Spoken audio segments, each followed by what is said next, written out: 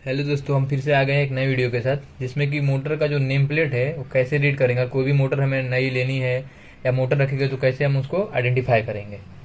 तो ये वीडियो में मैं बताना चाहूँगा कि मतलब मोटर हमारे पास रखें तो कैसे उसको रीड करना है। ठीक है, आइए देखते हैं। ये एक मोटर का नेम प्लेट है, जो कि हमारे पास मोटर एक अवेलेबल है, उसका एक नेम प्लेट के थ्रू हम उसको रीड करने की कोशिश करेंगे। देखिए, जैसे कि ए बी बी है और 3 फेस स्क्वायर के इंडक्शन मोटर, जो कि ए बी बी मतलब ए बी बी का ये बनाया गया मोटर है, ए बी बी कंपनी की है। 3 फेस, जो कि 3 फेस इंडक्शन मोटर है, और स्क्वायरल केज जो है ये हमारी मोटर है। ठीक है, इसमें कि आई एस जो है, आई एस रेफरेंस के थ्रू मतलब इंडियन स्टैंडर्ड जो रेफरेंस लिया गया है 325 लिया गया है। 325 इंडियन स्टैंडर्ड के रेफरेंस के थ्रू ये बनाया गया मोटर। इसकी टाइप देखा जाए, जिसमें कि इसकी टाइप जो है H x plus 280 SM B2।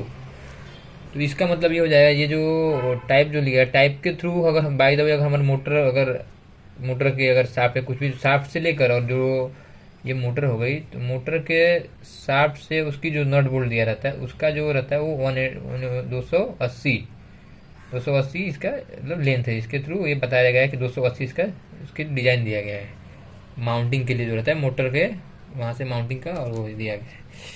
ये सर नंबर, सीरियल नंबर इसका जो है 1673777।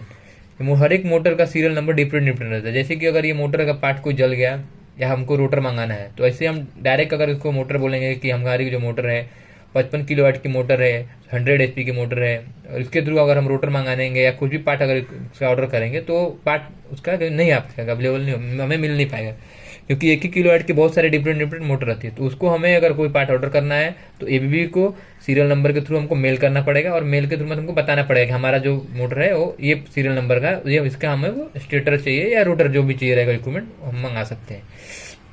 ये बहुत इंपॉर्टेंट रहता है जो उसका सीरियल नंबर। तो ड्यूटी साइकिल देखेंगे, S1 है। ये हमारे जो नेम प्लेट दिया गया है, नेम प्लेट में मोटर का S1 है। जो हमारा ड्यूटी साइकिल जो दिया रहता है, हर एक मोटर का डिफरेंट डिफरेंट रहता है, वो डिपेंड करता है क्या है। जो ड्यूटी रहता है वो S1 से लेकर S8 तक रहता है। जो S1 जो रहेगा वो कंटिन्यू कंटिन्यू मतलब ये मोटर कंटिन्यू चलती रहती है, कंटिन्यूसली मतलब चलता है, कोई इसमें कोई प्रॉब्लम नहीं है। और जो S2 रहेगा शॉर्ट टर्म के लिए रहता है। जैसे कि जो अभी S1 जैसे इंडस्ट्रियल में कोई कोई मोटर रहती है परमानेंट, मतलब 12 घंटा यूज रहेगी, वो समझिए कुछ 2 मिनट के लिए, 5 मिनट या 10 मिनट के लिए वो बंद हो सकती है, और वो कंटिन्यूस मतलब चलता ही रहेगा। और वही S2 रहेगा, जैसे कि हमारी घर की मोटर हो गई, पंप वगैरह की, तो हम पानी चालू किए, पानी चालू करने के बाद फिर उसको बंद कर दिए, तो मतलब दिन भर के बीच में 1 घंटा या फिर आधा घंटा पानी चलाने के लिए हमने मोटर यूज किया, तो वो S2 में आ जाएगा। तो S1 से लेकर S8 तक हो जाता है, जो कि S2 पंप को लगेगा। और बाकी उसका जो डिटेल है वो भी मैं वीडियो में अटैच कर दूंगा। ये मोटर का इंसुलेशन क्लास दिया गया। इंसुलेशन क्लास में भी इसका F है, जैसे कि ये हमारी जो मोटर नेम प्लेट दिया गया है इसका F है। हर एक का डिफरेंट डिफरेंट दिया गया रहता है। अब उसका देखना पड़ेगा अपना क्लास, जो मोटर के अंदर का जो इंसुलेशन किया गया उसका F मतलब 100 F मतलब ये इनका जो क्लास है F के मतलब F का रेटिंग अब देखना पड़ेगा। F जो है कितना डिग्री टेम्परेचर होता है, इसका भी क्लास रहता है। जैसे कि A से लेकर A B F और H इसका क्लास रहता है। जो A रहता है वो 105 डिग्री तक रहेगा, B रहेगा वो 130 तक रहेगा, F रहेगा जो 155 तक रहेगा, और H जो रहेगा वो 180 तक रहेगा। तो F ये जो हमारा F दिया गया इंसुलेशन क्लास, ये है जो F है, ये 155 तक रहता है, इसका डिग्री तक इंसुलेशन तक रहता है। अभी जैसे कि अभी आ जाएंगे मोटर में इफिशिएंसी। मोटर की इफिशिएंसी जो है हमारी 86% है। 86% मतलब कोई भी मोटर जो है वो 100% मतलब अपना आउटपुट नहीं देता। हमने मोटर को, जैसे कि मोटर को हम अपने तरफ से इलेक्ट्रिकली एनर्जी देते हैं और वो अपना मैकेनिकल एनर्जी आउटपुट देता है। तो हम उसको जब 86 मतलब 100% देंगे, तो इलेक्ट्रिकल एनर्जी देने के बाद वो कन्वर्ट होकर मैकेनिकल एनर्जी में काम करता है। अब मोटर को हम अपने तरफ से तो 100% देते हैं इलेक्ट्रिकल एनर्जी, और वो जो आउटपुट देता है वो उसके ऊपर डिपेंड करता है, उसमें कुछ ना कुछ एरर रह जाता है, वो उसकी वजह से वो 100% अपना कभी भी आउटपुट नहीं देता है। जैसे कि ये मोटर को हमने दिया तो 86% दे दिया था।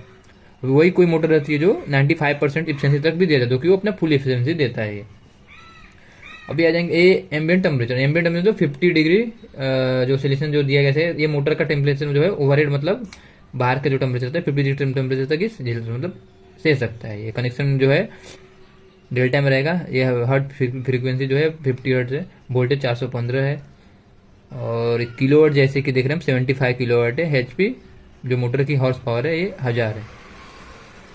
करंट जो अपना एम्पियर है, जो मोटर करंट लेगा 123 एम्पियर फुल करंट है इसका। इसका जो करंट जो दिया गया फुल करंट 123 एम्पियर है।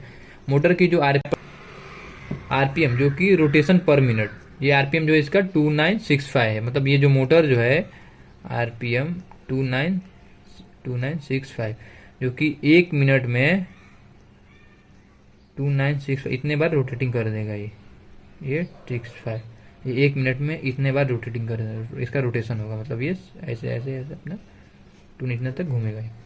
आईपी जो है आईपी 55 आईपी इसका जो दिया गया है 55 है। आईपी 55 जो इसके अंदर जो आईपी में भी क्या रहता है, ये जो रहता है ये अपना सॉलिड का हो जाता है और एक लिक्विड का हो जाता है। जैसे कि सॉलिड में जैसे कहते हैं सॉलिड में आ गया जैसे कि डस्ट आ गए, बाहर का धूल कण जो भी आता है तो वो सॉलिड में आ जाते हैं, और जो लिक्विड में पानी पानी के बूंदे वगैरह या फिर उसके कुछ भी ऐसा वादा है उसके लिए।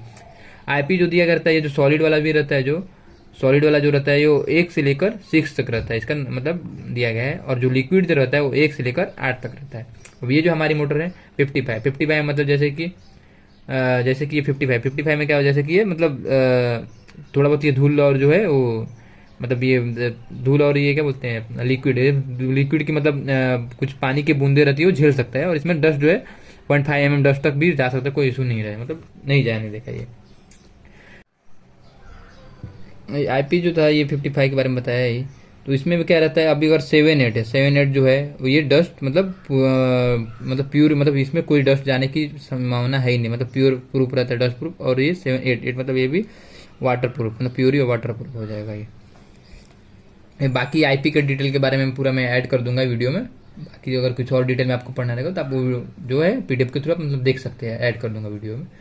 बेरिंग जो है ये डी मतलब ये ड्राइव साइड, और ये नॉन ड्राइव एन मतलब नॉन ड्राइव साइड। जो ड्राइव साइड की है 6313 C3 है, और ये नॉन ड्राइव साइड की 6313। अभी इसमें भी क्या होता है C3 है, बेरिंग जो होता है C3 डबल जेड जो रहेगा वो मतलब दोनों तरफ से पैक किया रहता है बेरिंग, वो अंदर ग्रीस डाला हुआ रहता है। और C3 क्या रहता है वो हम बाहर से हम उसको ग्रीसिंग मतलब प्रोवाइड कर मतलब ग्रीसिंग लगा के मतलब बेरिंग में लगा सकते हैं।